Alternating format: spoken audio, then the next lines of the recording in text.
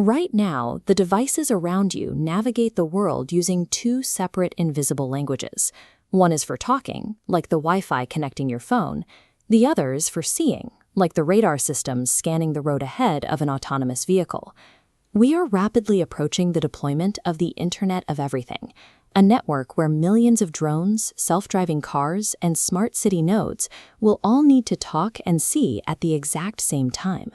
The primary physical limitation we face is space. We are simply running out of available radio spectrum to host separate frequencies for data networks and radar pulses. Add to that the hardware constraint.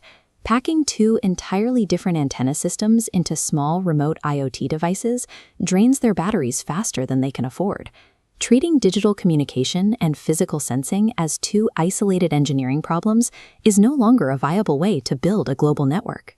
The engineering solution for upcoming 6G networks takes a different approach, forcing communication and radar to operate as a single, unified entity. This concept is known as Integrated Sensing and Communication, or ISAC. As shown in this diagram, an ISAC system uses the exact same radio wave to do both jobs. It transmits a data packet forward and then reads the physical echo that bounces back off the receiver to gather information about the environment. By overlapping these functions into a single transmission, devices no longer need redundant hardware. It cuts power consumption and frees up massive swaths of the radio spectrum. By measuring these return echoes, the network actively tracks the physical environment using the same pulses that transmits its data. This dual-purpose transmission creates a symbiotic feedback loop. To understand the first half of that loop, we have to look at how giving a network physical sight makes its data transmission faster. Traditional cell towers broadcast their signals blindly.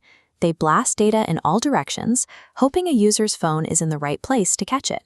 That scatters interference across the spectrum and wastes a lot of energy. ISAC fixes this using a technique called sensing-assisted beam prediction. This visualization shows the tower using its radar capability to locate your exact physical coordinates in space before it ever transmits your data. Once it has that lock, the tower fires a highly focused, perfectly aimed beam of data directly at that specific point.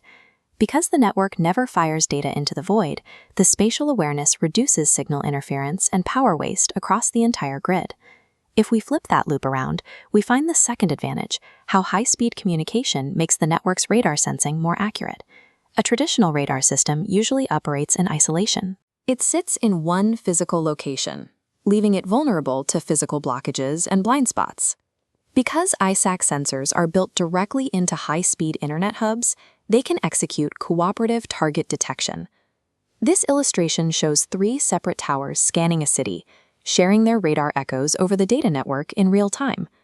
By merging these separate data pools, the network tracks complex movements, identifying a fast drone that would otherwise slip through a single tower's blind spot.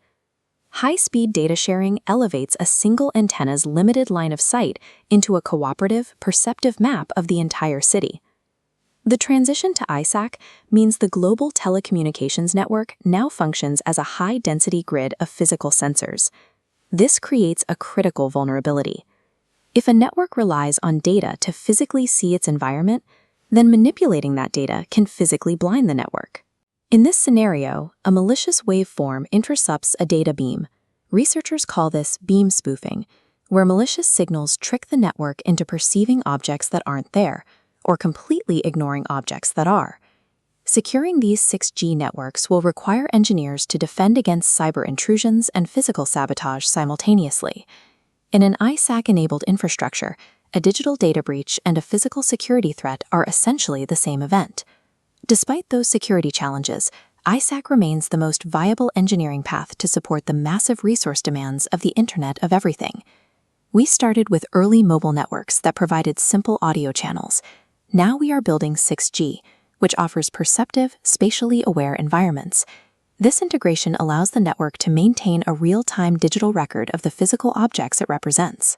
ISAC represents the transition to a network that no longer just handles data, but directly perceives the physical world it serves.